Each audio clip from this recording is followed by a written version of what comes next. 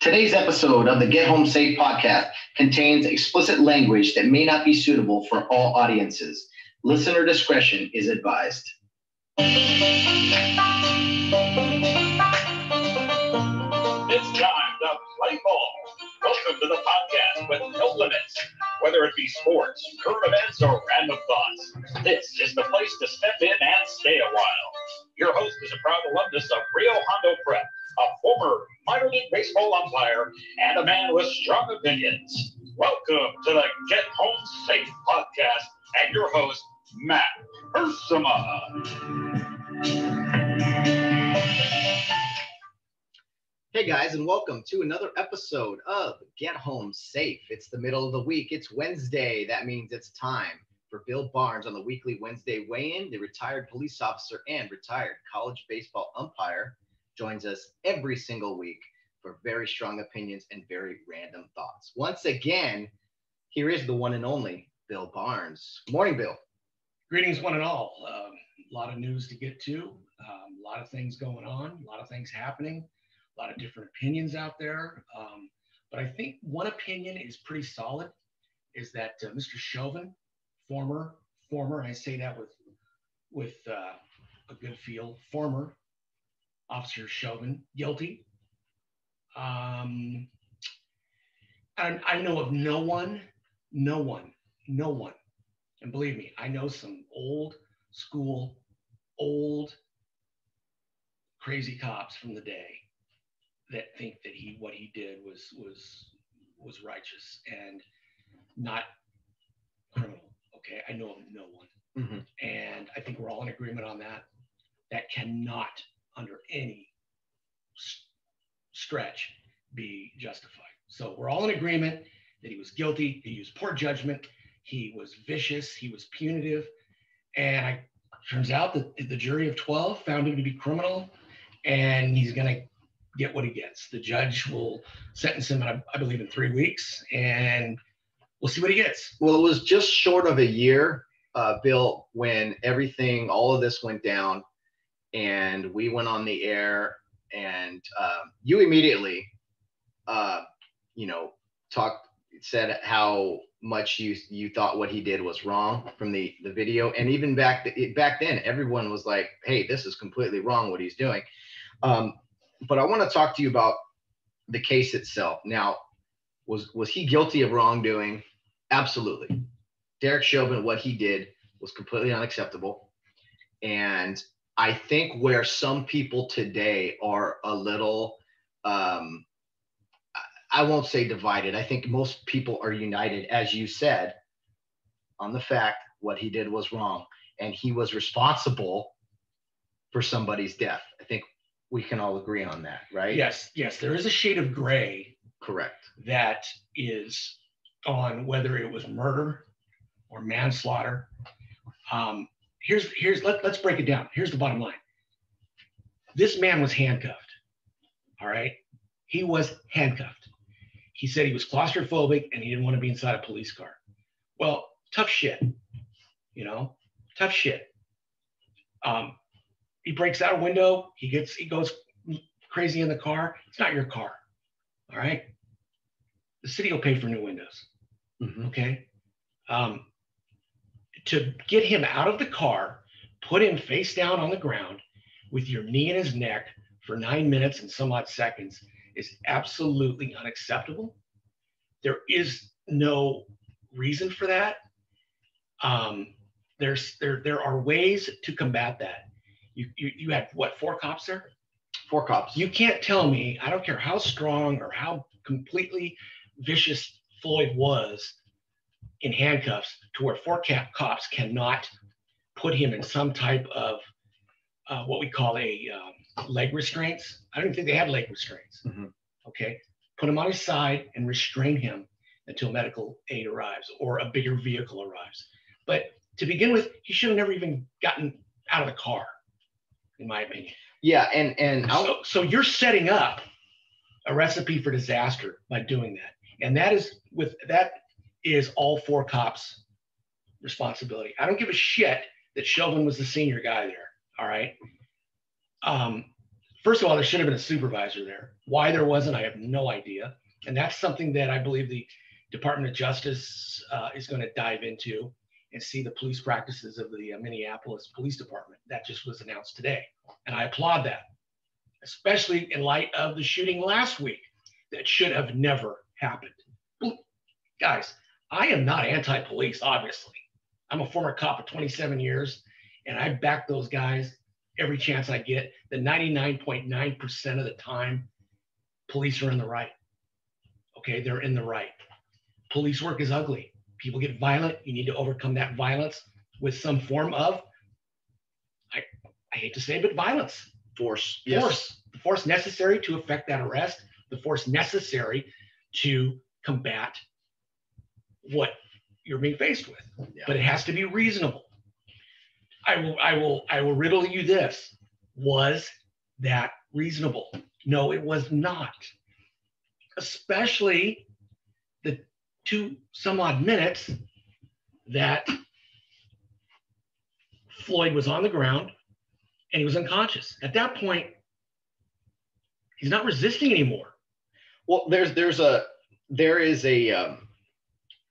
you know, you can look at the video, which we all did, and the 9-minute video, 9.5 minutes.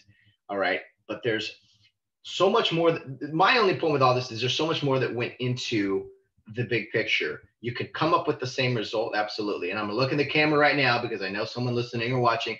Bill and I are going to discuss this.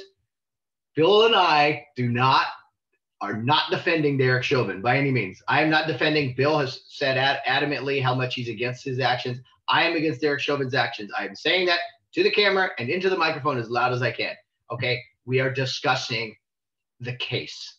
All right. And the whole picture of what happened last year in May in Minneapolis was the build up to the video. And where I think people really need to focus on, Bill, is once it was a struggle to get him to the ground and out of the car and in the car and this and that. But once he's in handcuffs, as you said back in May, we're done. It's over. He's in handcuffs. There shouldn't be any more physical restraint, right? Somewhat. If you need to restrain him, I mean, people in handcuffs can still be violent, their legs, etc. However, good point. However, I don't believe that was the tactic that should have been used. Okay. And again, we all agree on that.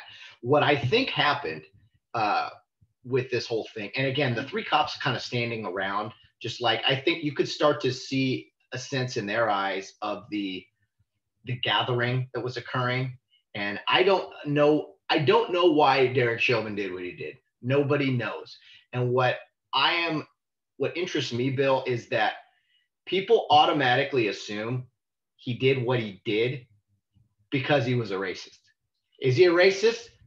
Maybe, probably, but are everyone saying, well, he did that to George Floyd because he was a racist? He actually knew the guy, right? Allegedly. Yeah, allegedly. And here's another interesting point.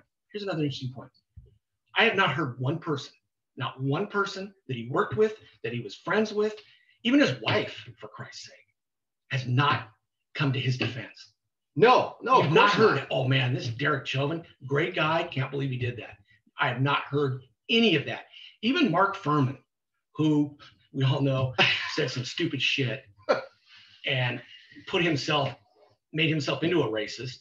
People would say the guy's a great detective. That's not him. He is play acting or doing it for a role or whatever.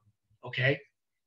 I know I work with guys that work with Mark Furman, and they vouch that that's not him. And they say great things about his work. Yeah. Okay. I have not heard one person say anything positive whatsoever. Yeah. About Derek Chauvin. I haven't heard his neighbors say anything nice about him. I haven't heard anything.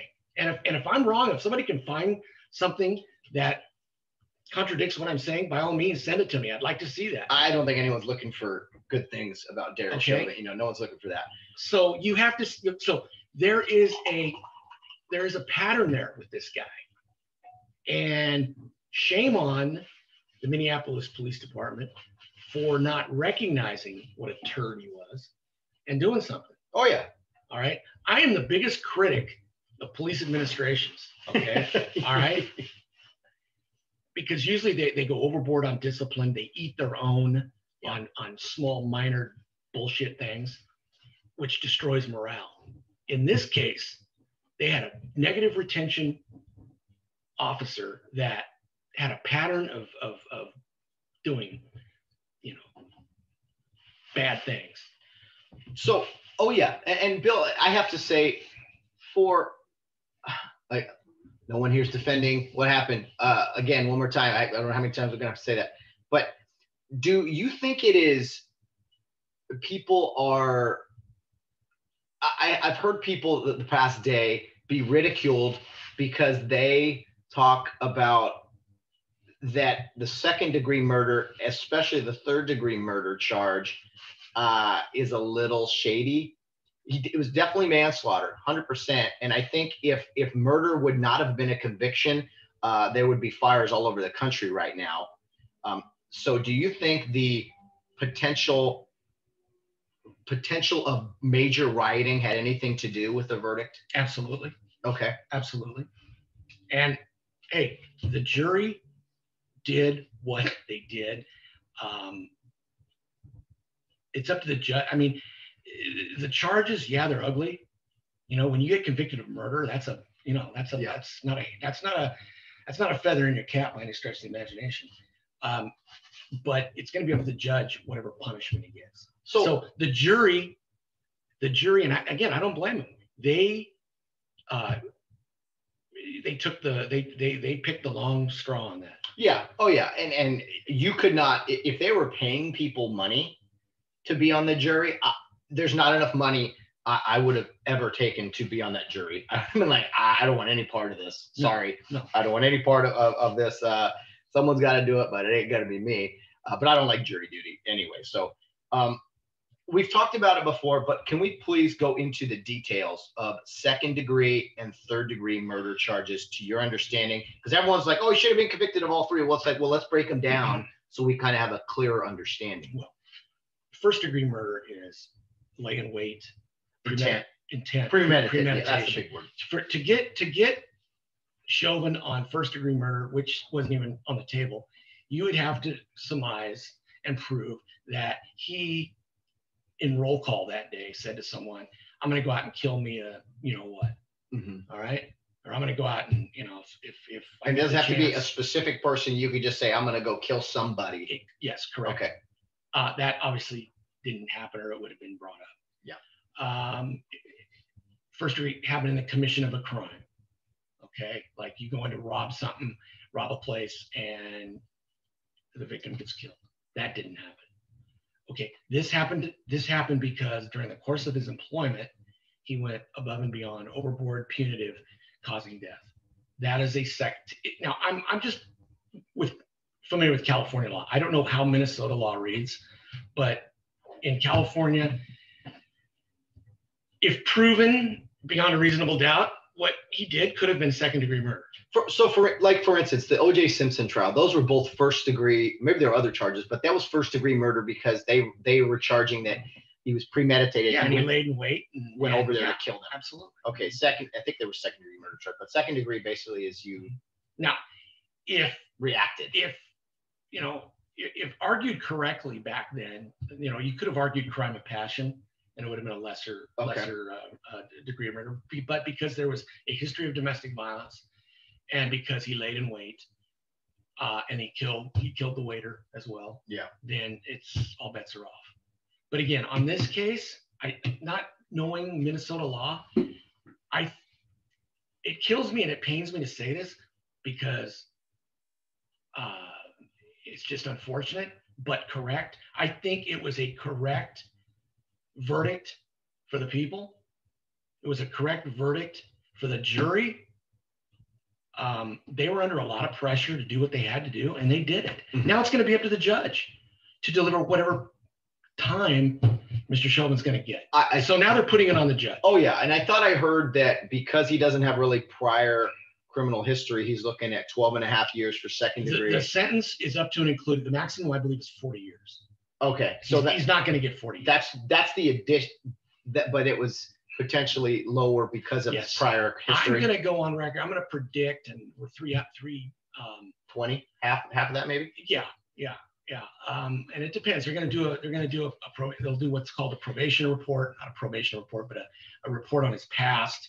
Obviously, there's been no criminality in his past, but perhaps maybe there should have been.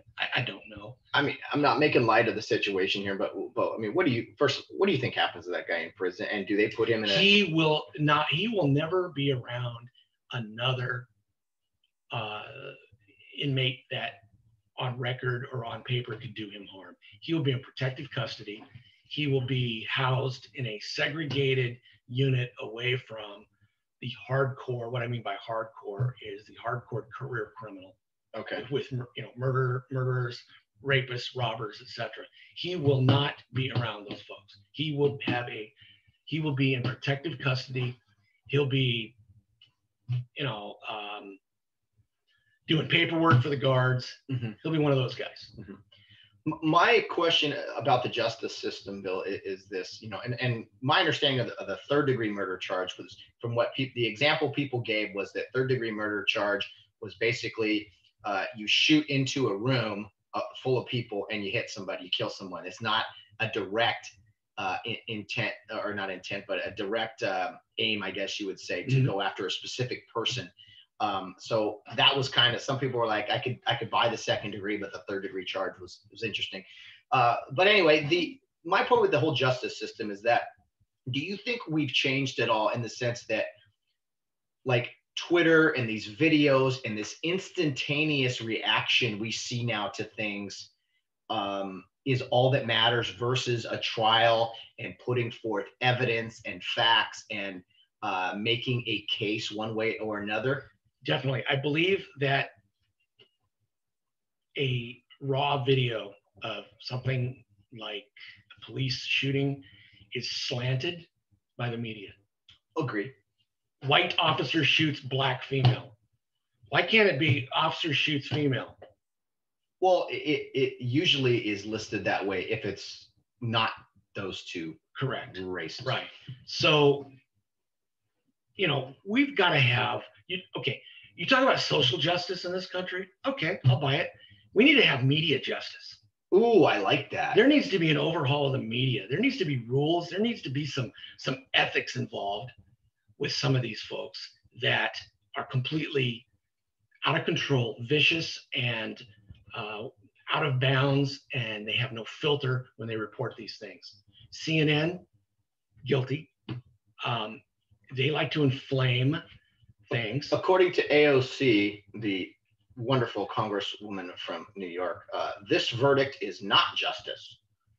Well, she's mentally touched. I think she wants to get rid of all she does. cops. Yeah, she's mentally unstable.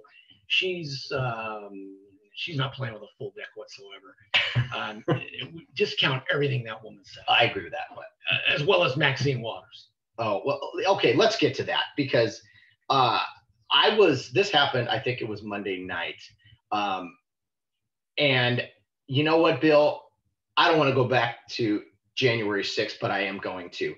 President Trump was ostracized and just hammered about his language inciting a riot, where if you look at look at Maxine Waters' words and look at Donald Trump's words back on January 6th, I don't think it's even comparable to the violence that Maxine Waters was inciting. She basically said, if this trial doesn't go our way, burn everything to the ground. And I'll get you the exact quote, but I want you to react. Well, I mean, if she had said that 25 years ago, she'd have been arrested, and rightfully so. But she pretty much did in 92 during the LA riots. Yeah, well. So I don't know. Again, some people are untouchables. Some people walk on water. Some people are above the law. She's one. Okay, why, I don't know. Why she makes it, how she makes a living on just basically stirring up the pot is beyond me. I mean, she is a militant, evil person. She's completely untethered. She has a complete lack of clarity when it comes to trying to be reasonable, rational. She's a racist. She hates whites. Okay, obviously. She is a complete and utter disgrace to Congress. And quite frankly, I can't understand how she keeps getting reelected. I don't either. I don't either. But that leads me to believe that there's got to be counterfeit ballots, voter fraud. That lays perfect claim to the fact, because she is an insult to her own people, in my opinion. She doesn't represent them well. She's telling them to go out and loot and burn. Here's the quote. Quote, "We've got to stay in the street and we've got to get more active. We've got to get more confrontational.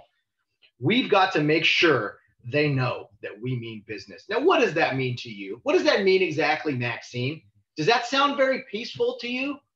Does that sound peaceful, Bill? Well, you're not dealing with someone who's rationally, there's an old saying, it's completely impossible to deal with the irrational.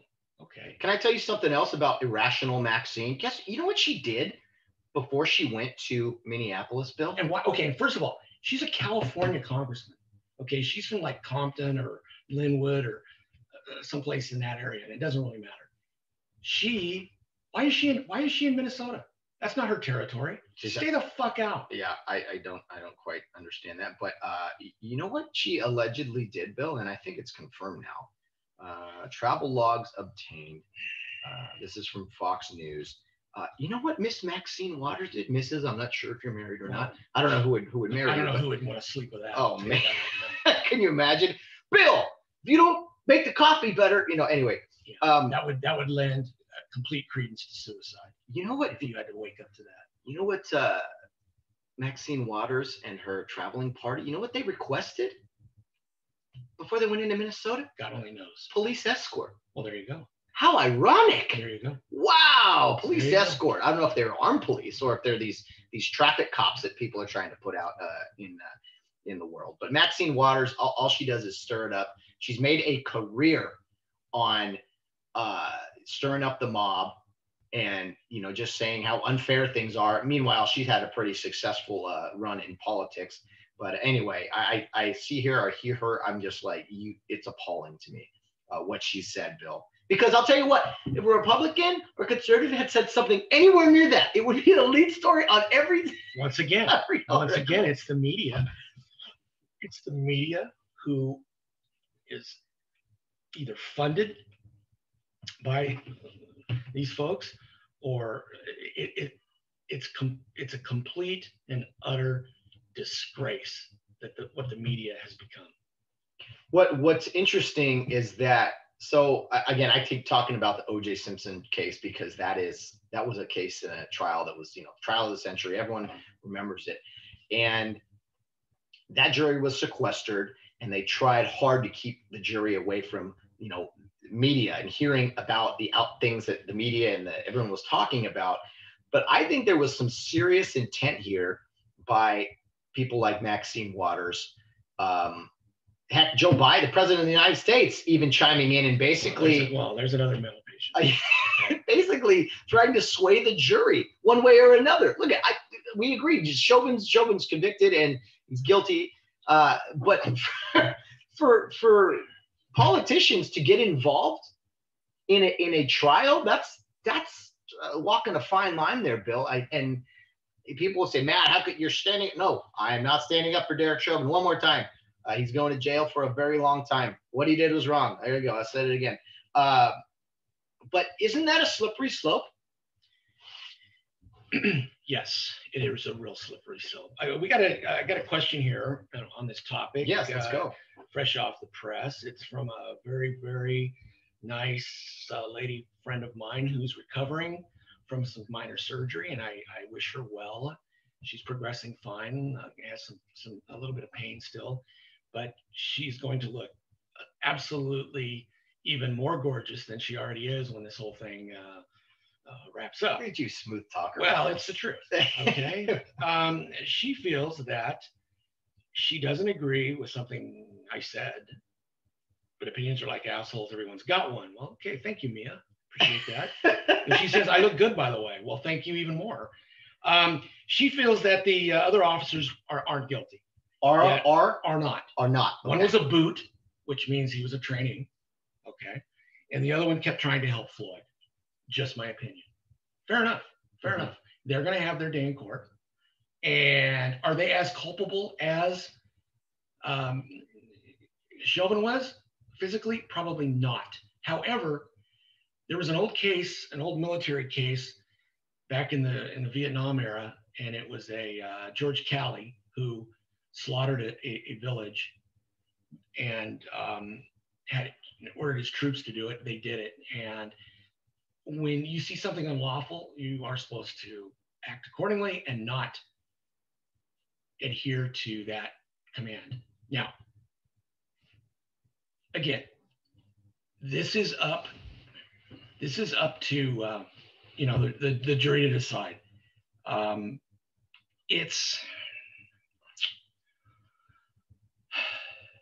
don't know what these guys are going to plead. If I were them, I would say, make me a deal. Make me a deal. I know I'm never going to be a cop again. I get it. Okay. Now I'll say this, maybe the boot, maybe the other kid might have a shot at having a real less sentence.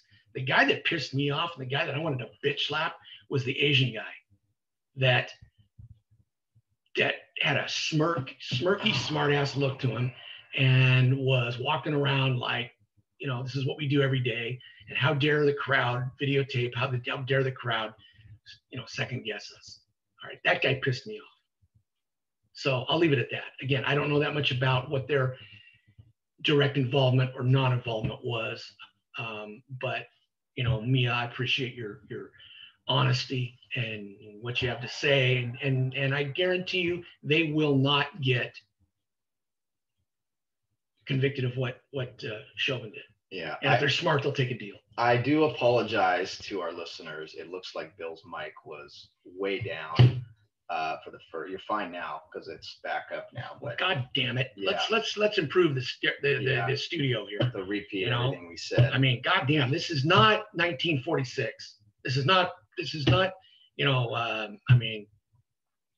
Well, you just got to turn your YouTube up, I guess. I get, yeah, to hear Bill. So no, we're back. We're fine. I just had a bad feeling. And sure enough, we tested it and it was like, okay, you're a little low talking to the mic, but it's not that. It was turned down. So, I don't like having this big microphone in my face, covering my beautiful face. Mia just said I look good and I want everybody to agree with her. Yeah. Okay. Yeah. Well, you're fine now. If you can tell, this is your audio. Good. I'm going to start shouting all the time now. I'm going to start blowing it up. Oh, right. Well, the first, what was just in case this $2.90 studio goes to shit. The first 15 minutes of this, 20 minutes of this has been, who knows, probably a wash.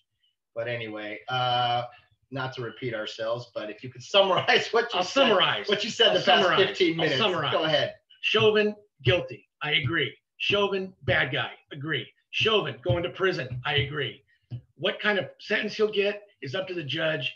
It'll probably be a midterm, 20 years or something thereabouts, and agree wholeheartedly with the verdict. There's one thing, there's only good cops hate bad cops, okay? I considered myself a good one. I fucked up at times. I did shit I probably shouldn't have done. But in the overall scheme of things, I was good. And everybody I worked with was good. And everybody I know on the job that's on it now, that was on it before I came on, during my tenure, does agree that Chauvin was an idiot in what he did, and it was criminal, and you can't condone it one iota. So that basically was a summation of what happened.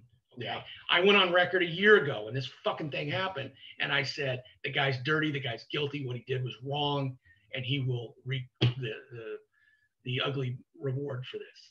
Oh yeah. Oh, definitely. And we also said that we feel that excuse me, Maxine Waters is an idiot for saying what she said. She's inciting violence. She's just a complete, utter idiot. Same thing with AOC. She's an idiot. Let's move on. Let's get past this. Don't paint every cop with a wide brush. 99.99% of policemen throughout the country do the right thing. They act on their instincts, and they act on split-second decisions that not every person can make, or they would be doing the job that cops are. Period. End of story. Sometimes things come out, they look ugly, they look bad. Well, that's what criminals do. And we are only reacting, when I say we, police officers are only reacting to the cards they're dealt. When they go overboard, like Chauvin did, they should be held accountable, and he certainly was. This is not a time to celebrate, okay? This is not a time to dance in the streets and saying that justice is finally here. He's not the first cop that's been convicted of murder. He's not the last one, okay? The media sensationalized it, and the media, we also covered this when I was on Radio Silent, the media is twisted. The media can convict someone before their day in court. And in this case, it didn't matter. Okay? Be fair. Be fair. That's all I ask. Be fucking fair. Don't go crazy with, and interpret videos your way. Yeah, I think that's very well said. That does sum up your first 15 minutes of Radio Silence there. It wouldn't be a Get Home Safe podcast without technical issues. Well, one thing you didn't mention, just one final word about Maxine Waters, Bill, and her militant ways and stirring up the pot. I mean, she's not going to go away, but her actions are unacceptable in my opinion. All right.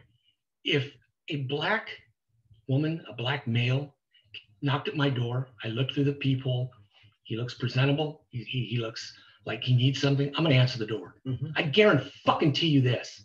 If I go knock on Maxine Waters' door, you think she's going to help me? Not a chance in hell. You probably have to go through armed security. Well, I don't give a shit. Let's just say that she lived in a house that her constituents didn't buy for her, okay, and that she had to raise on her own Congress fees, okay. She wouldn't piss on me if I was on fire, all right. And I can honestly say that I don't feel that way about people of color. Somebody knocks on my door, I'm gonna give them a fair shake until such time that they go south, and that goes for a white, a Mexican, a black, an Asian, a Guatemalan. I don't give a shit what it is. When you rolled up to a scene, Bill, you guys sometimes were told what a suspect looked like. Did that ever change any of your attitude in going into a call and going into a case? Oh, we're dealing with a Hispanic guy today. Oh, we're dealing with a white woman today. I mean, did it ever give you guys any preparation in going in? Well, if you had background information on the person, and whether they're white, black, brown, didn't matter. But that's my point. That didn't matter. If you were always on your guard. I mean, a 35-year-old woman in a miniskirt could have a gun in her purse. You don't know. All right. If you presented a strong and assertive, but not overboard command presence with someone, and you treated them like an adult, you treated them like they were treating you, you generally didn't have a problem. I don't care who they are, but you were always on your guard. That's just what you have to be as a police officer. Mm-hmm. So did it, if you're going to a rough neighborhood, whether it be a white neighborhood, black neighborhood, right, you were always on your guard. Okay. You didn't see color as something that was going to sway your decision on what you did or did not do. Yeah. No, and you shouldn't, of course not. And kind of talking about quick reactions of cops.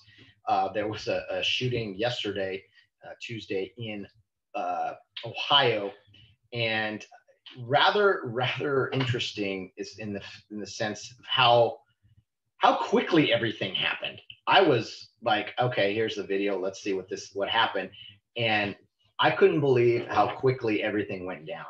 The cops roll up on a scene, and there's this big argument and confrontation outside with this family. It looked like, I don't know if it's family or friends or whatever, but people are getting thrown to the ground.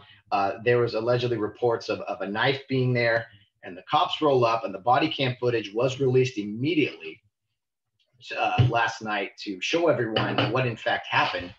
But the cop gets out of his car, someone gets thrown to the ground at his feet, and then a girl, 16 years old, Ma'Khia Bryant, goes after another young lady with a knife. Looks like she's about to stab her, and that's when the officer opens fire, shoots Ma'Khia Bryant, and kills her as she's about to stab another person. So, I mean, this all went down in like 10 seconds. The guy gets out of his car and boom, it's on. Once again, I think I talked about this. That's a decision you have to make in a split second. Yeah. Your job is to preserve life. And guess what? That officer preserved life. Unfortunately, he had to take a life to preserve life. But once again, he met the resistance. He met the situation with something that was reasonable. And I hate to say that taking someone's life is reasonable, but shit happens, and it happened, and that's just too bad. And if the young lady, and age has nothing to do with it at that point, okay?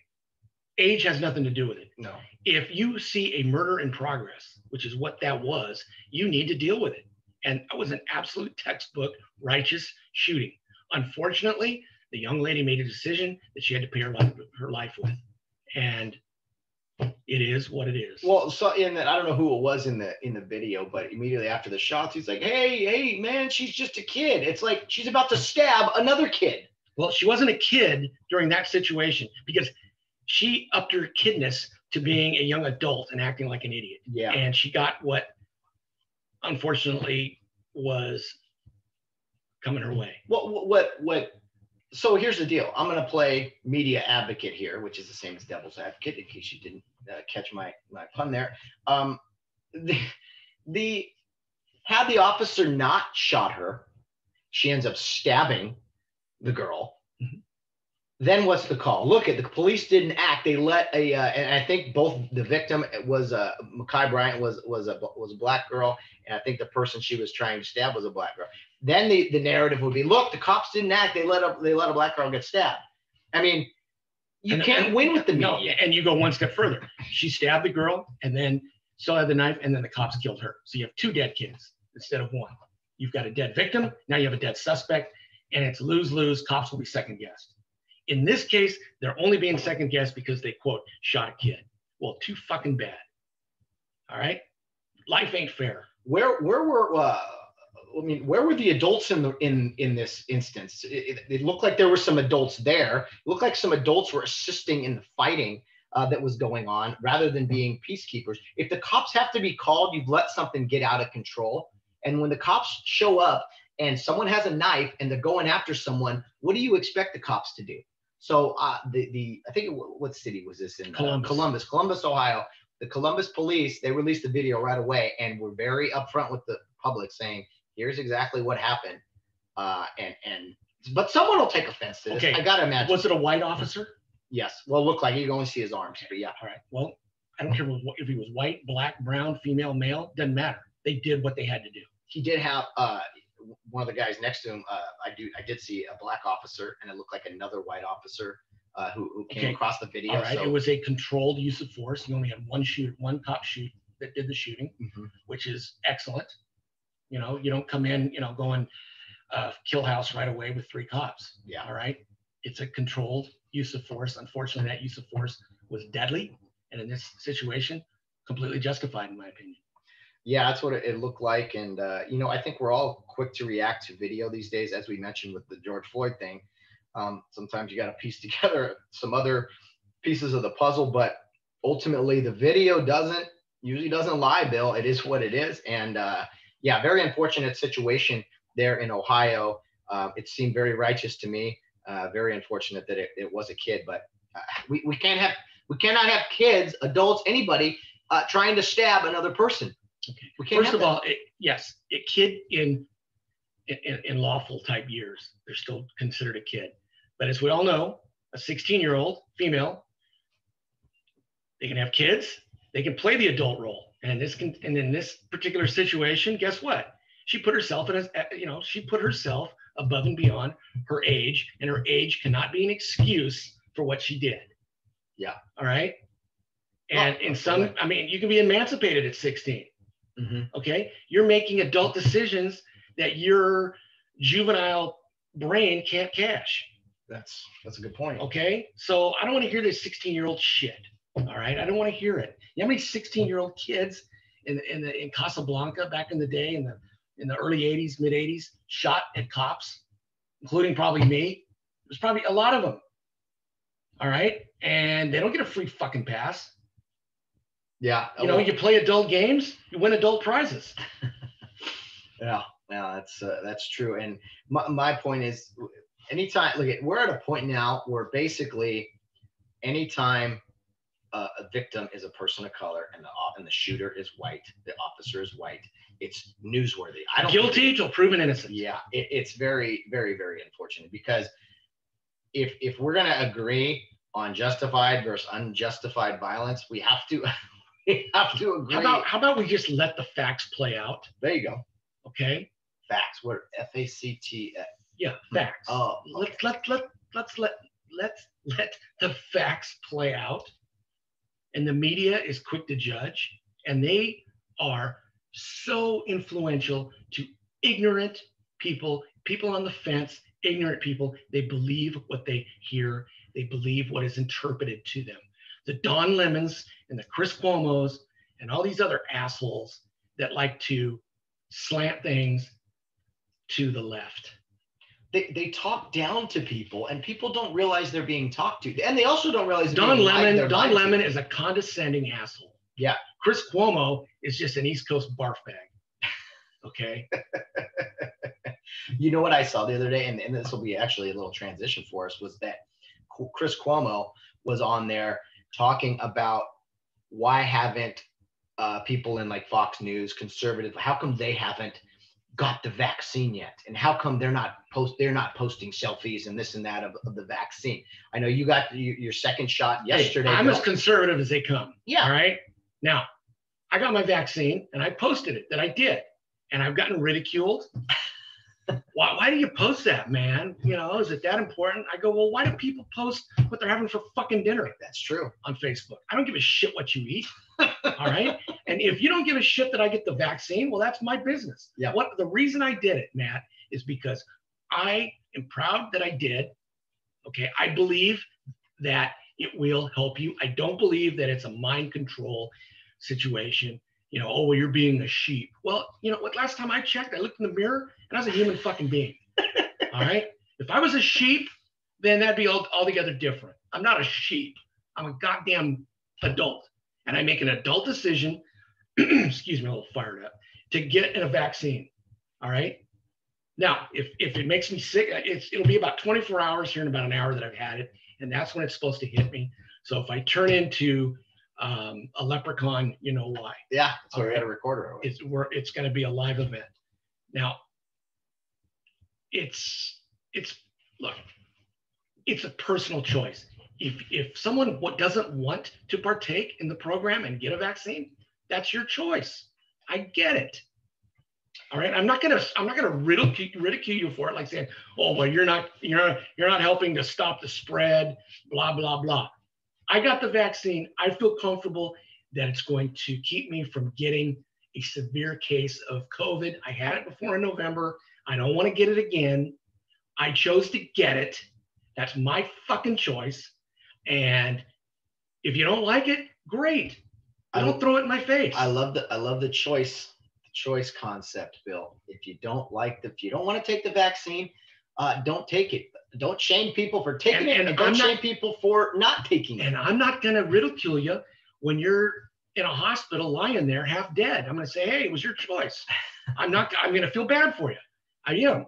Okay. You chose not to, and things didn't come out your way. Just like, hey, you chose not to put a seatbelt on when you drove 100 miles an hour. Yeah. And things didn't come out your way. That is a choice. Even though it's a law now that you wear a seatbelt, you're on an airplane and the seatbelt sign comes on.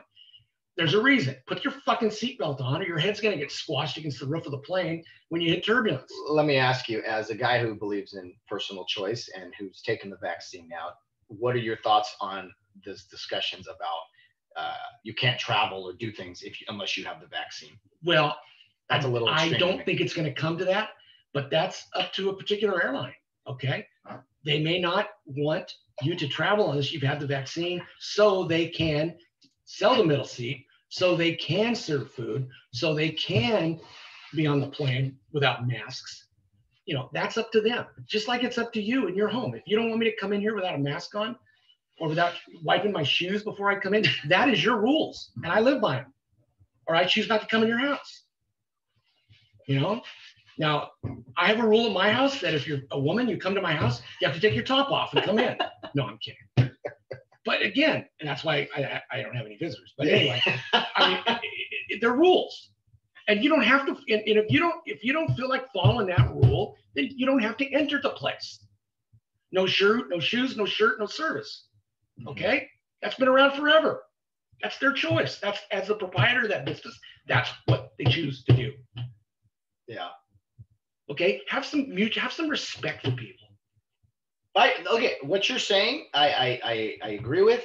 I think it's got to be the shoe on the other foot as well, because people don't want to take the vaccine. People don't want to wear masks either, or stay home. I don't. We need some more freedom in this country. Now? You think for 1 second, now that I'm fully vaccinated, I want to wear that fucking mask? You're out of your mind. I dare you to do this, Bill. I dare you to get a sign made and to walk around with it. It just says vaccinated and not wear a mask. What do you think? I think that'd be great. That'll go over like a turban shirt. Okay. You've got these. That's reasonable. You've got these people that are afraid of their own shadow, thinking that dust spectacles in the air are going to give them COVID. No. And you've got politicians, and you've got the. I mean, how many times have you gone to the doctor and they said, stay off work for a week, and you don't need to stay off work. They overextend the prognosis. They err on the side of extreme bizarro caution. We don't need to be wearing masks once you're vaccinated. Once we reach whatever herd immunity is, we need to shed those fucking masks, unless of course you want to wear one. If you want to wear one, wear one forever if you want to wear one. Absolutely. But don't tell us we have to wear one. Exactly. You know, the last time I checked, we wrote a paper in 1776 called the Bill of Rights and the Constitution to where we have the freedom to make choices. Not the Bill of sometimes. Yeah, the Bill of Rights. The Bill of Rights. So let's get back to basics. You know, I agree. Texas, Florida, Mississippi, they seem to be going back to normal and the basics. They don't seem to be having quite the issues. I saw some baseball games, Bill, at Mississippi State, where over 10,000 people, no masks, just living life. Baseball game, it looked awesome. That is called the SEC conference. There could be Armageddon. There could be World War III going on in the city adjacent to them. They're going to play, and they are going to pretend like nothing is happening, because there's nothing more important than that athletic contest involving one of their schools. Right, wrong, or indifferent, that's just the way it is. Priorities. That's just like the sun coming up every day. It's just the way it is. I applaud them. I think, all of these restrictions and mask mandates, they clearly have not worked. And I am, I begrudgingly wear a mask every day. I do too. And it's like, all right. I do too. This is, Matt, you don't care about all the deaths that have happened. Well, everyone's getting vaccinated now. And we've had a bunch of people who've had the COVID already. So, I mean, where does it end? Does it ever end? That's my question. Does this ever end? It will. It will, because there'll be some other calamity down the road where we're going to have to wear, onto the next catastrophe, the next cause. We're going to have to wear rain galoshes to protect our feet from some type of soil infraction or something. There'll be something. Oh, the shit never ends. It's called a movement for a reason. Can we please go back to the Brady Bunch era? Or maybe leave it to Beaver or Father Knows Best and just have a simple fucking way of life? I would. Where everybody takes responsibility for their own fucking actions. If I was thinking about this the other day, if I could go back to an era, and probably a recent era, because I don't want to be like in the desert somewhere as a cowboy or something, but recent years, if I could go back and kind of live in that time, I think it would want to be in the late 40s, early 50s. World War II's over. Everyone's in a good mood, just want to have babies and have cocktails and just, have a nice front porch. And just the 50s, I've seen happy days. I know it probably wasn't like that all the time, but just, I don't know. Things were good. The 60s went a little extreme for me, but I don't know, Bill, what era would you? Well, having lived in the, and I remember a little bit of the 60s, probably from about the mid 60s on. We had this ugly situation called Vietnam, and that was ugly. A lot of strife and a lot of bullshit. And then, then we progressed into the 70s, where we were afraid we were going to have a war with Russia. They were going to drop a bomb on us, and we had, all that. I'll tell you what. The 80s was a fun time. Okay. I had hair. Okay. I didn't have that much game that I have now, but my looks, you know, I kind of rode kind of like on my looks a little bit, and you know, and bought women drinks and gave them cigarettes. So that helped me. But the 80s was a fun time. Ronald Reagan was president. He didn't put up with any shit. Okay. He Lakers were good. Dodgers were good. Man. Yeah. Traffic wasn't as bad as it was now. What the Olympics were in LA? The Olympics in 84. 84. And they went off incredibly good. Was that a party? Was that just a great time? It was a great time. Yeah. It was a great time. I was a cop then and having a great time. And nothing better than getting off work about 11:30 at night, going to a gin mill somewhere and walking in like you own the place, sitting at the bar and just having a couple drinks. Everybody likes each other. Color didn't mean shit. Okay. There was dogs sleeping with cats. It was just an amazing good time. An amazing good time. Back then, because I know things change, and I've had some law enforcement and family and friends and everything. Back then, did you let people know that you were a cop, especially the ladies, or did kind of like, I gotta imagine like in today's world, you kind of keep that stuff to yourself? You do back then? Oh yeah. You hey, what do you do? Well, yeah, absolutely. And they loved it. So they loved it. I live to serve and protect. I'm here to serve and protect you right now. You know?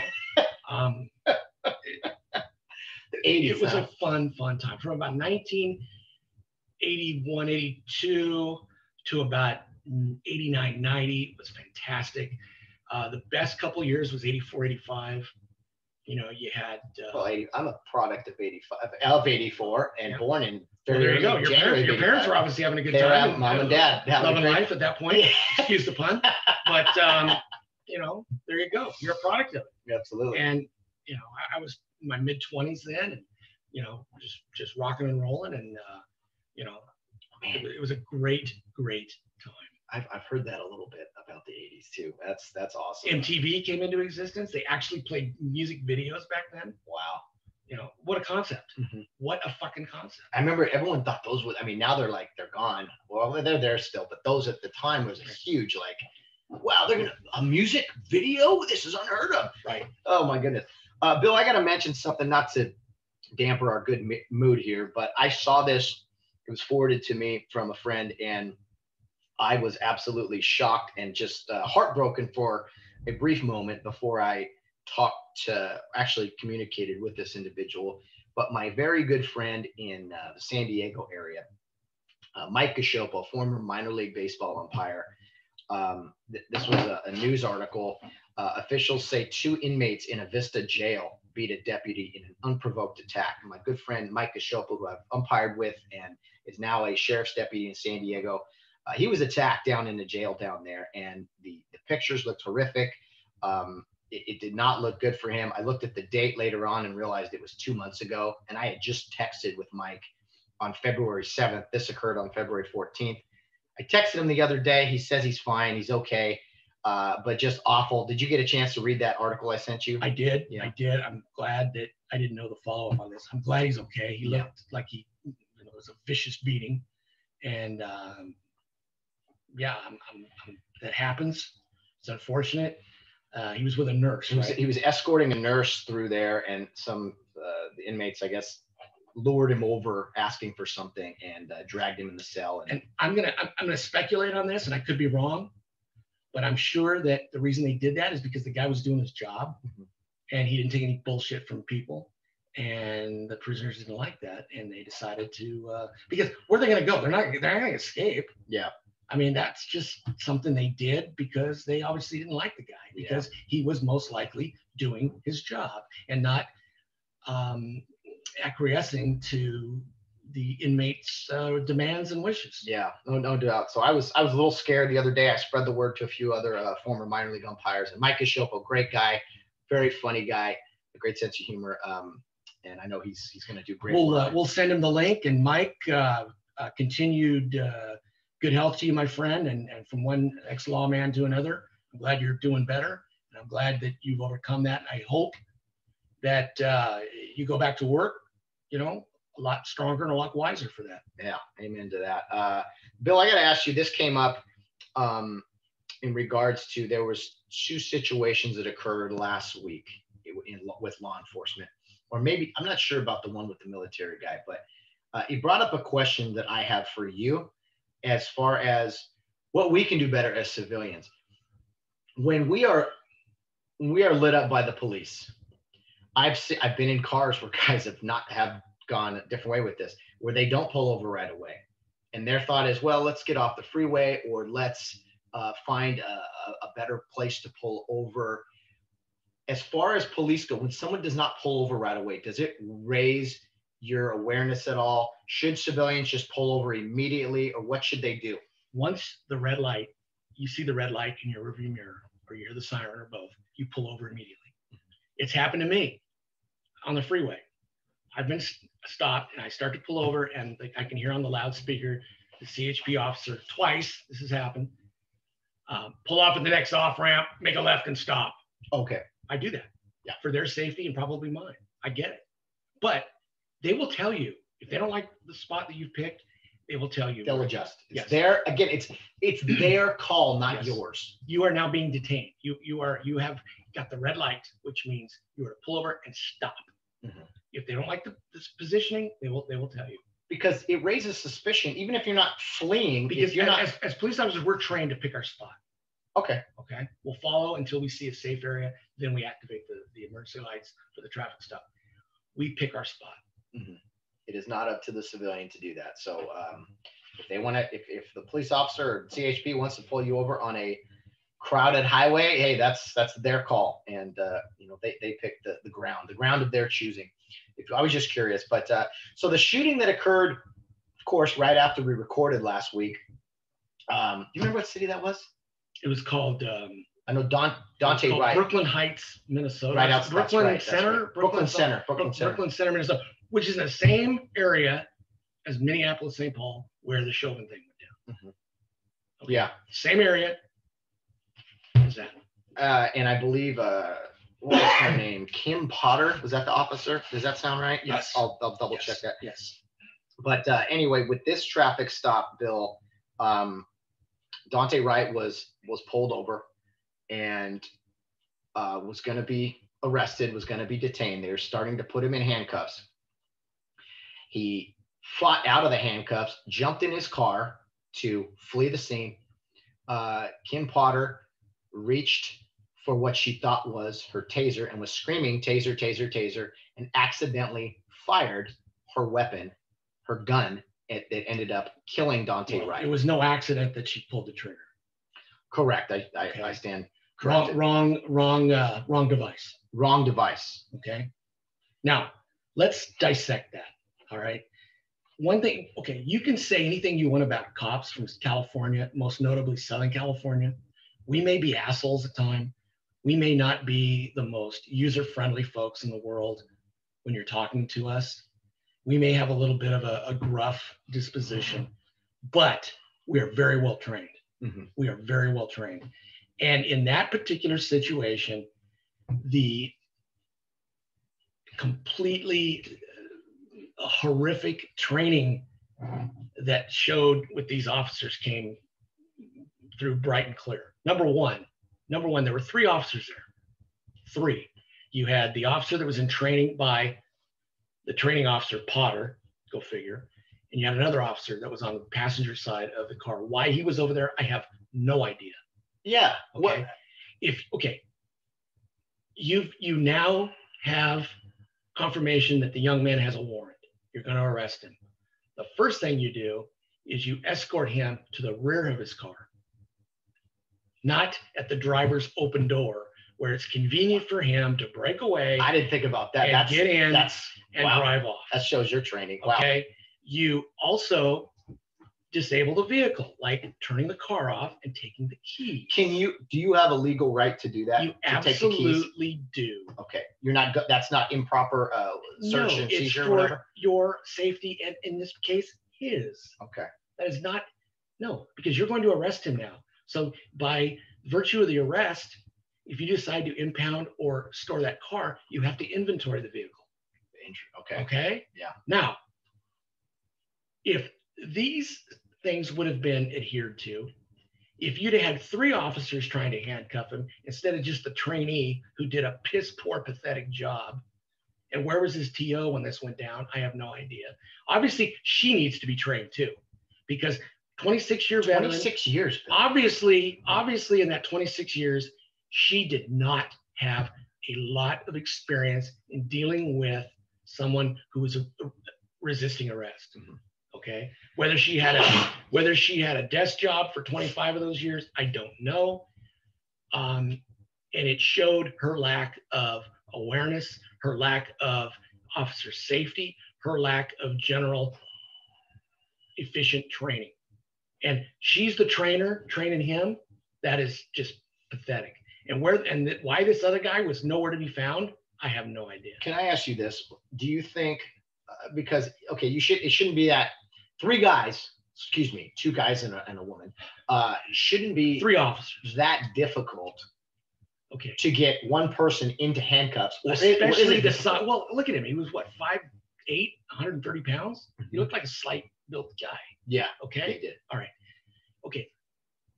And when people say, well, he was a convicted murderer, I don't care. We'll get to that. I mean, whoa. That's late. I mean, that has nothing to do with, that's like saying, you know, you're a housekeeper and you go to somebody's house to clean it.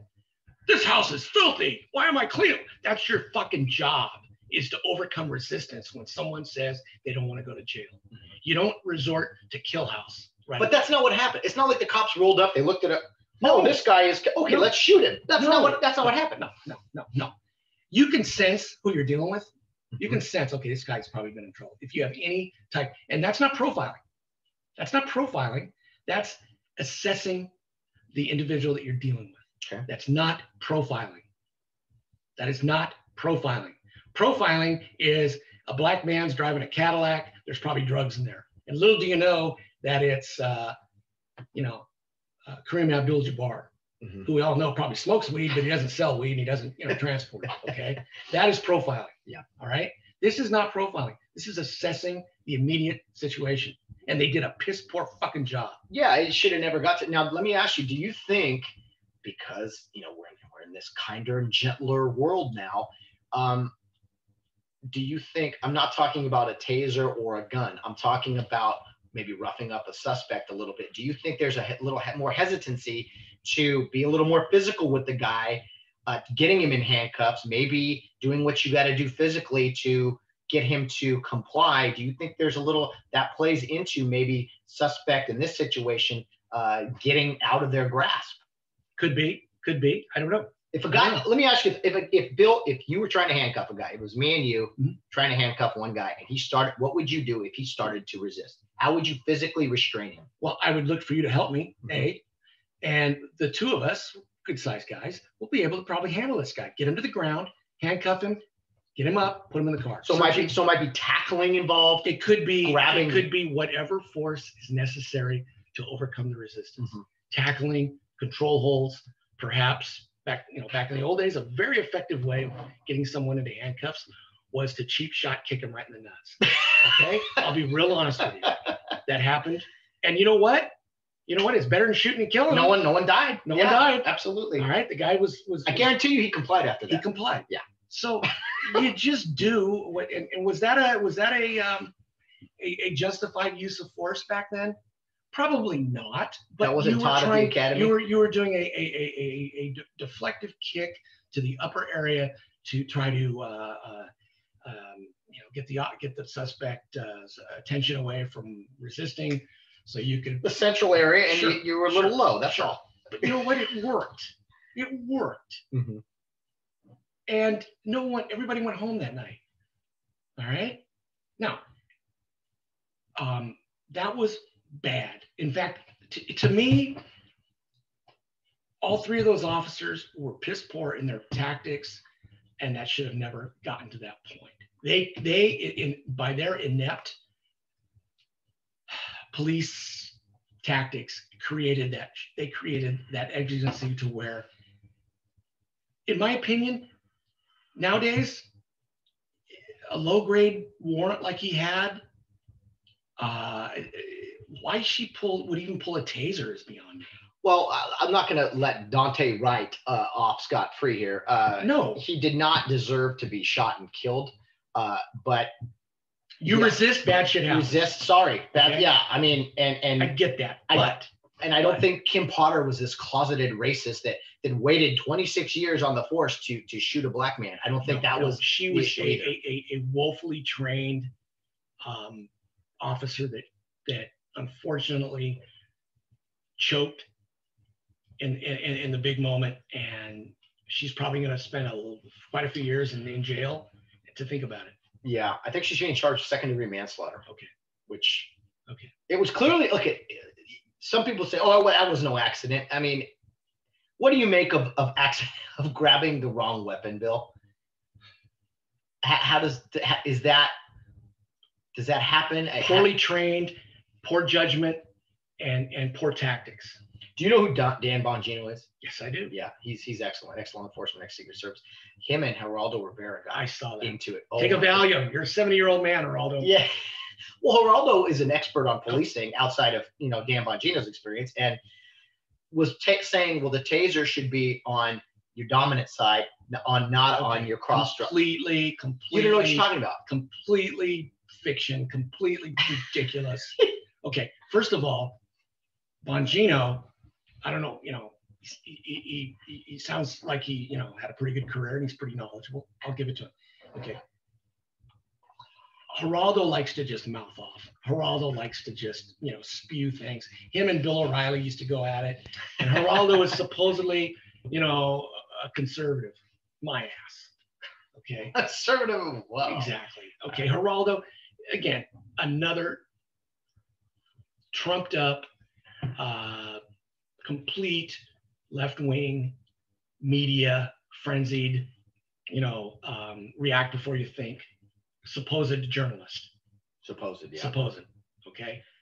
Bongino's like us. He tells it like it is with his experience. I'll go with Bongino every day of the week. Oh, yeah. Yeah. And if you guys have not heard his podcast / radio show / YouTube videos or whatever, he's fantastic. He does about an hour a day.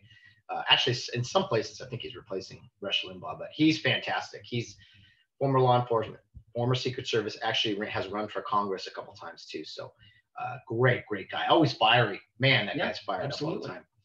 I'd love to have him on the show. You think he'd come on? We can send him an email. We'll see. Oh, boy. Let's see here. Man, there's plenty of things to talk about. Bill, let's take a break from this law enforcement talk. I need a break. Let's talk about something that is more. And again, guys, to all my cop friends out there, cop non, whoever, you know me as well as I am not bashing cops. I am bashing the ones that have failed to do things tactically correct, and it cost them. That's all I'm saying. We've talked about 3 separate situations today of police force. Obviously, the Chauvin trial. Okay, we all agree that was wrong. We talked about the shooting in Columbus, Ohio. We feel that was justified. The cop had no choice. He ran up on a situation, had to act quickly. And we've talked about the Kim Potter incident, which was an accident. So so as they say, unfortunately, we lost lives. So we've kind of covered 3 unique situations. And you know what's crazy, Bill, is all 3 of them are different. Some people are like, these are all the same. They're not the same. The 2 in Minnesota have similarities in that the tactics, the training is dog shit. Oh yeah, and go figure. They're in Minneapolis area, so yeah, that's got to get fixed there. But anyway, let's take a few questions from some listeners here, Bill. Yeah. This is I figured you'd like this one. This is from Brian Earl, our good man in the Big Sky Conference, my football officiating buddy. He says, "Hey Matt, 2 topics for Wednesday's podcast. Number 1, what are your thoughts on MLB experimenting moving the mound back? I've attached an article with the information. Also, I'd like to hear you and Bill's some of your one of your best day drinking stories. I know you're not much of a day drinker, Bill, but I know it's probably come up or 2. So tackle either one you want." God. As far as the mound thing, leave it alone. What are we doing? Why are we trying to reinvent the wheel? Leave it alone. Just stop it. Let's stop it. The guy threw a no-hitter the other day, Rondon. The issue here is that everyone swings swings for the fences. It's either strikeouts or home runs these days. And so there's more strikeouts, there's more home runs. Leave it alone. Stop screwing with the game. Leave it alone. Leave it alone. Leave it alone. We don't even need to go into that. Okay, day drinking. Okay. Day drink, which I am not. I don't day drink. I have a 5 o'clock rule. 5. Which time zone? Which time zone? Okay. I have a rule. I do not day drink because I get stupid, I get tired, I fall asleep, and I ruin the whole good part of feeling the buzz. What about when you work all night and you kind of have you get off during the daytime? Do you make an exception for that? Well, that's fitting your schedule. Sure. Okay. Now that I'm an 8 to 5 ham and egg type guy, mostly, I try to drink at 5 o'clock or after. But we had back in 2001, I was part of the Baker to Vegas relay team. Oh, okay. For the Riverside Police Department. Baker to Vegas, for those of you who don't know, is a police relay run from Baker to Vegas. And you go through Pahrump, and it's a 26, I don't know how long, I don't know what the mileage is, but it's a relay race. And most of the running is done from the late afternoon on a Saturday, I believe, or to the morning on Sunday. My leg was at like 9 o'clock at night. I ran my leg. I was done. It was miserable. It was uphill. It was cold. It was in the Nevada desert, windy, freezing, miserable, fucking miserable. I got done. The car picked me up. They go, hey, you want to hang around and support your team? Fuck no. Get me to my room. Okay. So I got driven into Vegas, went to my room. I had to train for this thing. God forbid. I had to run a lot, which nowadays would be completely foreign to me. And I rewarded myself with there was a Denny's restaurant in the parking lot of my hotel. Ooh. I went to this Denny's restaurant about 4 in the morning and scarfed down about 12 bacon and cheese omelets and half a loaf of bread. Just got stupid. Went to the room, fell asleep, got up about 11:30, went to the Rio Hotel, I believe is where the race ended, cheered on my guys, yay, and then the drinking started. Oh boy. And I remember going to the award ceremony, and I'm sitting there between 2 of the female coppers that were there as support people. They weren't runners. They were young. I was about 40 then. They were in their early 20s. They were young, and I made a complete 100% ass of myself by sitting there, probably saying very inappropriate things to them, as telling them just how absolutely beautiful they are and age means nothing, and I'm your guy, blah, blah, blah. Complete buffoon, okay? And by 4:30, 5 o'clock, I was asleep, standing up in an elevator, and needed assistance to get back to my room before the sun went down. Okay. Now, that to me is not fun. Okay. That to me is complete and utter, complete degenerate stupidity. That's why I don't day drink anymore. Wow. Plus, God only knows how much money I threw away at a crap table or a slot machine or something. So it numbed you. So not even like kind of these daytime holidays like Memorial Day, 4th of July, barbecue or something? No. Lemonade or soda or milk or tea or something. I do not drink during the day. Just staring at the I do not drink during the day. There's something about day drinking in me that do not get along. Mm. I do not day drink. Even when you're in Mexico? I did not day drink. Oh, okay. No. You're a night cat. You're a night owl. I am. But that's funny is you don't stay up late really either. So you're like a 5 o'clock to like 8:30 kind of guy. Yeah. Okay. There's not. I can use. You can run. I can run when need be. Okay, I can run. So I got some juice in you. Yeah. Okay. The tank is not all the way empty. I can go, but no day drinking. How about after like a 1 o'clock baseball game or noon 1 o'clock baseball game when it's like 4 o'clock? I mean that's close. I'll slam a beer, one beer, and wait till 5 and sit there and just wait. Big principled guy. Okay, Brian, I will say this. You're the biggest day drinker of them all. I am. I'm drinking coffee right now, and it's 10:30. But yeah, I am not, Bill. How dare you? Okay, Brian, I will tell you this story. It was in the minor leagues. I won't tell you what league it was, what year it was, or who I was with. However, early in the season, we had a rain out early in the day, like around noon, where there's like the game was at night. They said there's no way we're playing tonight. Doubleheader tomorrow, 11 a.m. Cool. Wasn't sure we were going to do all day, and the theme in the minor leagues when you're you and your partner, theme is rainouts can be expensive. And so anyway, I was like, okay, well, I guess I'm just staying in today. My partner says, hey, you want to come by the room? I said, sure, come by the room. He's got his workout shake mixer, post workout shake mixer. He's mixed up a cocktail in it. I'm like, oh, okay. So I'll have a sip. We ended up talking in there. We got that bright idea. Let's go to a movie theater. We went to a movie. We had a bunch of Jesus Christ. Is this books on tape? It is. Get to the point. Your story was 9 minutes. I mean, come on now. But it was full of self-deprecating action. Oh, really? So we're going to the movie, daytime movie theater. I feel like I'm talking to the church. Let's go. Yeah. Anyway, the movie theater, watch a movie in the middle of the day. We get the bright idea. Again, a lot of bright ideas because we are drinking here. Take it easy, Bill. We go to a nice dinner. We shoot up, go to a really nice dinner. We meet a guy there who was like, starts talking to us, and he invited us to this party. We go there. We couldn't get in. We end up at some other. Anyway, we ended up losing a credit card. It went from day to night real quick. The next day rolls around. We get a doubleheader at 11. We start heading to the ballpark. We run out of gas for an 11 a.m. doubleheader. We're standing there. The highway patrol rolls up on us. We say, we'll run out of gas. We need help. He filled us up. I think sent us a bill or something. He called us a tow truck, whatever we did. We got to the game 10 minutes before first pitch. Threw on the gear, went out, worked 2 games. Show and go. Show and go. Best way to go. That was the moral of the story. Was the next day was like, oh, we ran out of gas because we weren't thinking the day before. Well, that's anyway. A book on tape. It was. Only Bill's stories are good, guys. No. I mean, no. It's not very. I know it's not that. It's like I ask you what time it is. You're going to tell me how the watch was built. Absolutely, yeah. Just a day in the minor league was a rain out. Rainouts can be expensive.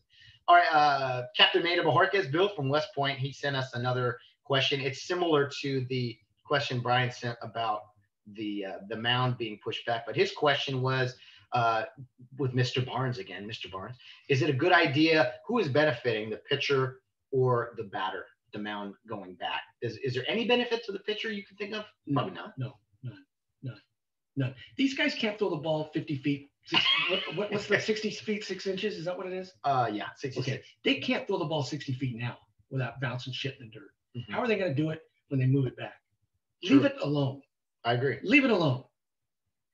Leave baseball alone. Yeah, Rob Manfred. Okay. Go micromanage the inside of your asshole. Oh, leave baseball alone.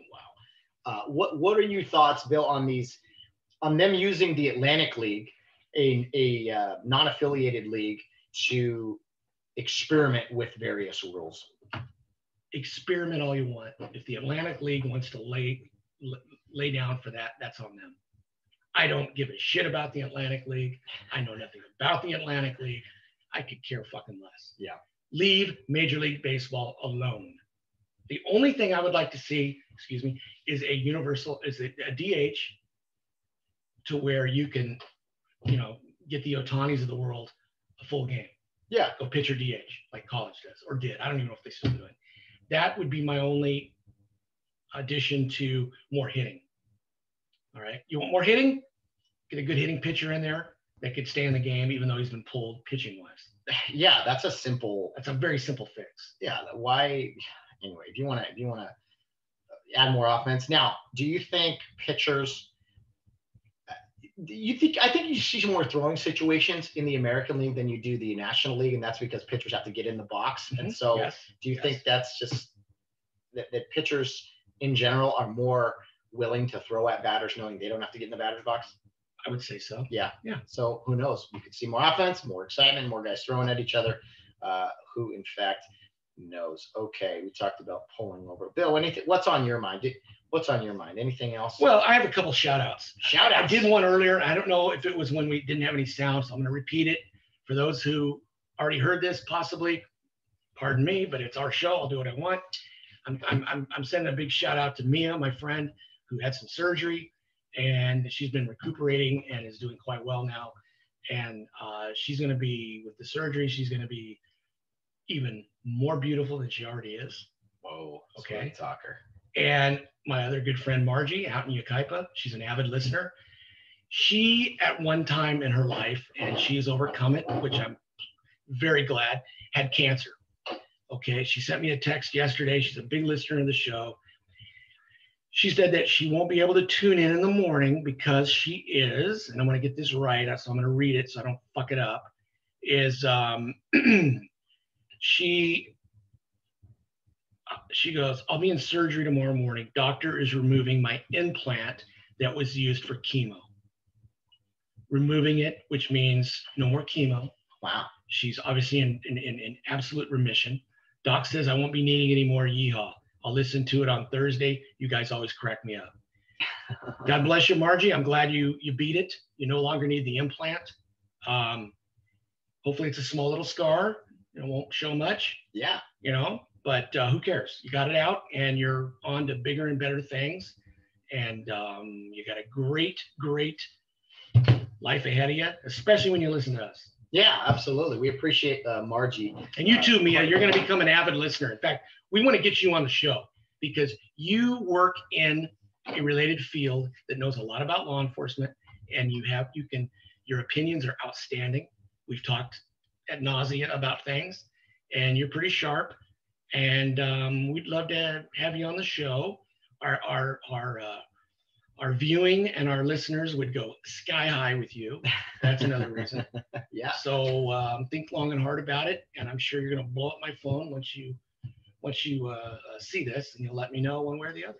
Oh yeah, absolutely. That's we would love more listeners, more guests. I mean, whatever the case is, we're big fans of our fans. So thank you for writing in, Brian, Maynard, Margie, for your kind words as always. Yeah, it's kind of weird. We don't hear from Margie. It's kind of weird. It's Well, she's got a good excuse today. She does. Well, she's medicated and under the knife right now. Bill, did you see the play in the Dodger game? I got some questions from some friends of mine about the the catcher's interference with Profar and Kershaw and him were yelling at each other. My thought was the ball was like in the guy's glove, and then the swing kind of started. Bush League swing, right? Bush League. Okay. Yeah, that was the victim of that was my relative from Riverside, Austin Barnes. He's the one who took the bat on the glove, and I thought it was Bush League. I thought it was a cheap shot, and that will not be forgotten. Ooh, that's a good point. That is a very good. Because those guys play each other a lot. Yeah, very, very soon. You're going to see one of these throwaway games where it's 14-2 in the seventh inning, and somebody gets plunked, and all hell's going to break loose. Yeah, I had that guy Profar in the minor. He was fresh out of the Curacao Island or whatever. He was 17 playing professional baseball, and he was victim for everything. Nothing was ever his fault. And I had Austin Barnes in high school and in college when he went to Arizona State, and Austin and my son share a trait here, and I'll share this. I won't use the young lady's name, but my son Ryan, who is Austin's age, maybe a year younger, when they were in high school, Ryan, my son, went to North High School. Austin went to Poly. There was a young lady that went to North. She was dating both Ryan and Austin at the same time. Whoa. Yeah. And when they never found out about it until later when she copped out to my son that, I couldn't do this because I was with another guy, but I didn't feel so bad because his name was Barnes too. So this girl, God bless her, is, she's partial to the Barnes clan. I guess so, man. Wow. And she went on and did big and great things in her life. And she didn't let the stigma of being with a Barnes stop her in any way whatsoever from going on and achieving a very, very lucrative, nice career. And I told my son many times, I said, you should have overlooked that and stuck with her. Yeah. Because you would probably be, living the life that your wouldn't be accustomed to now. Mhm. So anyway, that's the little twist there. Those two. Wow, the Barnes last name. Who would have thought got you so far? Yeah. Let me. And it was easy for her because she wouldn't call Ryan. She wouldn't call Austin. She goes, "Hey Barnes, come here." So she didn't have to screw up names. Smart. Yeah. That's a you move actually. If I mean. Yeah, that's not a bad pull. If you're gonna date two people at once, make sure their names are the same. Correct. That's the moral of the story here. Did you see that that video about CNN and the executive talking about their James O'Keefe with Project Veritas? They kind of had hidden camera and CNN admitting all of their propaganda. Well, it doesn't take a rocket scientist to figure that out. No, but they don't. You know who Twitter is? Twitter bans Twitter bans him. It censors him from reporting it. But they say nothing about CNN and the propaganda, and we have a communist media. Don't you understand? I know, it just baffles me every week. We have a communist media that controls everything. They control politicians. They control our vote. They sway our opinions. They can do what they want. They're unchecked and untethered. I guess so. It's oh my goodness. What are we gonna do, Bill Barnes? Hey, late April here, almost a full season of non-umpiring. I feel good. I haven't missed one iota. Like your sweatshirt here says, Coast 103.5. Feel good. Yeah. Bill Barnes. I mean, I got this at a swap meet one time, and on cold, chilly mornings, it came in handy because I had to get in my car and drive to the nickel and dime studio that we operate in. And I don't even know if Coast 103.5 is even on the air anymore. Oh, it's a Christmas station, Bill. Oh, that's right. They start Christmas music in September. What's wrong with me? I'm a big fan. Okay. It's coming up quick. Right. The decoration's out soon. That is funny. I want to get you. It's my goal. I'll even purchase it if need be. I want to get you in some real Honda Prep attire for one of our shows. Absolutely. Yeah. Absolutely. Let's gear you up, man. Yeah. We have it all. That would be fantastic. Yeah. Do they come in anything bigger than a boys' meeting for guys that go there? There's some athletes there. Okay. Yeah, we'll get you here. We'll size up for you. Good to hear. Yes, their gear does run a little tight, I will say. Yeah, I can imagine. That's probably my fault. Anyway, Bill, anything else? Anything else? I think we've pretty much shot the balloon down today, and we've covered just about everything. I'm sure there'll be something that breaks this afternoon that we'll miss, and we'll be a day late and $1 short as usual. But that's just life in the big city. Murphy's Law. As soon as we hit done recording, boom, breaking news. That's life in the big city, and that's just the way it is. Yeah. Well, Bill, looking forward to next week. Hopefully your microphone works the full time next week. I do apologize, everybody. We went about what? Damn near 2 hours today, didn't we? Let's see. We went. Yeah, where did we get going? About 9. Yeah, 9:15. Well, an hour and a half. Okay, fair enough. Fair enough. To those of you that have stuck with us and listened to all this rhetoric, I salute you. You're either very, very in tune and love us, or you have no fucking life whatsoever. and either way, keep listening, keep tuning in.